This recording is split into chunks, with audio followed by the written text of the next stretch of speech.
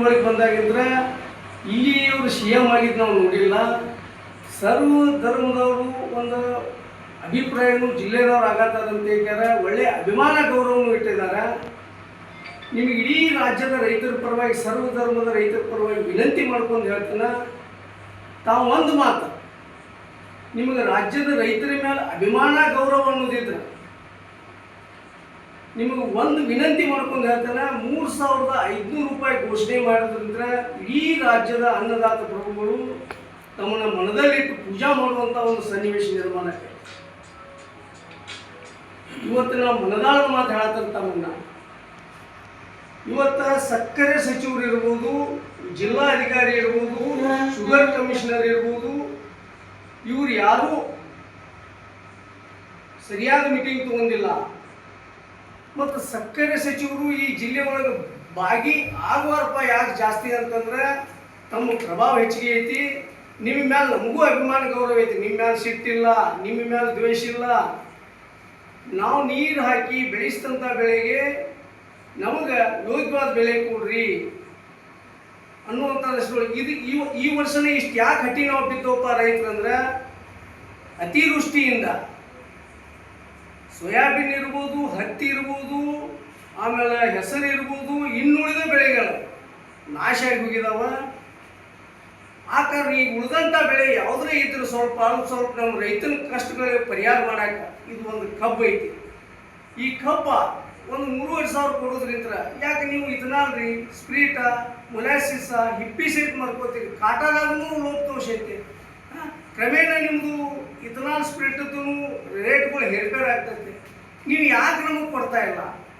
ಏನು ಮಹಾರಾಷ್ಟ್ರ ಭೂಮಿ ಬೇರೆ ಏನಾದರೂ 3,500 ಕೊಡ್ತಾರೆ? ಇಲ್ಲಿ ಇಳುವರಿಗಳು ಮೋಸ ತೋರಿಸ್ತೀರಿ. ಈ ಥರ ಯಾಕೆ? ನಾವು ರಾಜ್ಯದ ರೈತರಿಗೆ ಏನು ಪಾಪ ಮಾಡಿದೆವು?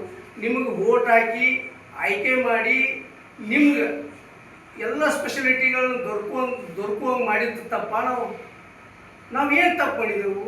ನಮ್ಮ ರೈತರ ಮೇಲೆ ಹಿಂಗಾಗಿ ನೀವು ಇದು ಮಾಡತ್ತೀರಿ. ಇವತ್ತು ಒಂದು IAS ಅಧಿಕಾರಿ, ಜಿಲ್ಲಾಧಿಕಾರಿ ಎಲ್ಲರೂ ಒಂದು ನಿಮ್ಮ ರಾಜಕಾರಣಿ ಕೈ ಮುಷ್ಟಿ ಒಳಗದಾರ, MLA ಕೈ ಮುಷ್ಟಿ ಒಳಗದಾರ. ನಾವು ನೇರವಾಗಿ ರೈತರು ಹೋದ್ರೆ ನಮಗೆ ನ್ಯಾಮಕೋಸ್ತು ಮನವಿ ತಗೊಂಡು ನಮ್ಮನ್ನು ಕಳಿಸುವಂಥ ಕೆಲಸ ಆಗೈತಿ. ದಯವಿಟ್ಟು ಮಾನ್ಯ ಜಿಲ್ಲಾ ಉಸ್ತುವಾರಿ ಸಚಿವರೇ ಇನ್ನೊಮ್ಮೆ ನಿಮಗೆ ಕೈ ಮುಗಿದು ಹೇಳ್ತಾನು, ಈ ನಮ್ಮ ಹೋರಾಟ ಇವತ್ತಲ್ಲೇನು ಗುರ್ಲಾಪುರ ಕ್ರಾಸ್ ಇರ್ಬೋದು, ಹುಕ್ಕೇರಿ ಇರ್ಬೋದು, ಚಿಕ್ಕೋಡಿ ಸರ್ಕಲ್ ಇರ್ಬೋದು, ಅಥಣಿ ಸರ್ಕಲ್ ಇರ್ಬೋದು, ಇವತ್ತು ಎಲ್ಲೇನು ಮಾಡತ್ತಾರಲ್ಲ, ಇವತ್ತು ನಾವು ಫೋನ್ ಹಚ್ಚಿ ಹೇಳ್ತಾನೆ 3,500 ತಳ 1 ರೂಪಾಯಿ ಕೊಟ್ಟರು ಯಾರೂ ಒಪ್ಪುದು ಬೇಡ. ಇವತ್ತು ರೈತ ನಾವು ಬೀದಿಗೆ ಬಂದು ನಾವು ಇವತ್ತೇನು ಹೇಳ್ತೇವಲ್ಲ, ಇನ್ನು ಕಂಟಿನ್ಯೂ ಇದನ್ನು 3,500 ಸಿಗುಮಟ್ಟ ನಾವು ಹೇಳೋದು ಬೇಡ ಅಂತ ಹೇಳಿ ನಾವು ಹೇಳ್ತೇವೆ. ಇವತ್ತು ಪ್ರಭಾಕರ್ ಕೋರೆ ಅವರೇ, ತಾವು ನೀವು ರಾಜ್ಯಸಭಾ ಸದಸ್ಯರಾಗಿದ್ದೀರಿ, ನಿಮ್ಮೂ 2 ಫ್ಯಾಕ್ಟ್ರಿ ಅದಾವ. ನೀವು ರೈತರನ್ನು ಉರಿಯಾಕತ್ತೀರಿ ಯಾಕೆ? ನಾವು ಏನು ತಪ್ಪು ಮಾಡಿದೆವು? ದಯವಿಟ್ಟು ನಿಮಗೆ ವಿನಂತಿ ಮಾಡ್ಕೊಂಡು ಹೇಳ್ತಾನೆ, ಇವತ್ತು ನಾವು 3ನೇ ತಾರೀಕಿಗೆ ಇಲ್ಲಿ ನಾವು ಚೆನ್ನಮ್ಮ ಸರ್ಕಲ್ನಿಂದ ಬಂದ್ ಮಾಡಿಕ್ಯಾರ. ಇವತ್ತು AC ಮುಖಾಂತರ ಮನವಿನೂ ಕೊಡ್ತೇವೆ, ಧರಣಿನೂ ಕುಂಡಿರ್ತೇವೆ. ನಾವು ಆದಷ್ಟು ರೈತರು ನಮಗೇನು ಕುಂತವ್ರು ಹಬ್ಬರು ಕೊಯ್ಯವರು ದನಕರ್ಗಳನ್ನ ಮೇಸೋರು ಮೇಸಲಿ, ಏನು ನಾವು ಅಲ್ಲೂ ಸಹಾಯ ಆಗ್ತವ. ನಾವು ಹಿಂಗಾದ್ರೂ ಸತ್ಗೆ ನಾವು ನ್ಯಾಯ ಪಡ್ಕುವಂಥ ಕೆಲಸ ನಾವು ಒಗ್ಗೂಡಿ ನಾವು ರೈತರೆಲ್ಲ ಮಾಡ್ತೇವೆ. ಮತ್ತು ಇವತ್ತು ನಾನು ನಮ್ಮ ರೈತನ ಮಕ್ಕಳು ಏನದಾರಲ್ಲ ಅವ್ರಿಗೊಂದು ಕಿವಿ ಮಾತು ಹೇಳಕ್ಕೆ ಬಯಸ್ತೇನೆ. ನಾನು ಇವತ್ತು ಈ ಪಕ್ಷಿಗಳನ್ನ ಸರ್ವಧರ್ಮದವ್ರು ನಾವು ಅದಾವ ರೈತನ ಮಕ್ಕಳು ಪಕ್ಷಿಗಳನ್ನ ಬಲಿಷ್ಠ ಮಾಡಿಕ್ಯಾರ. ಅವ್ರನ್ನ ಉನ್ನತ ಮಟ್ಟಕ್ಕೆ ಕಳಿಸಿ ಅವ್ರ ಅಣ್ಣತಮ್ಮರು ಮತ್ತು ಅವರ ಬೆಳೆಯುವಂಥ ಅವ್ರ ಮಾವುಗಳು ಬೆಳೆಯುವಂಥ ಕೆಲಸ ನಾವು ಕ್ರಮ ಕೈಗೊಂಡವ. 30 ವರ್ಷಗಟ್ಟಲೆ ಓಟ್ ಹಾಕ್ಯಾರ. ದಯವಿಟ್ಟು ನಾಳೆ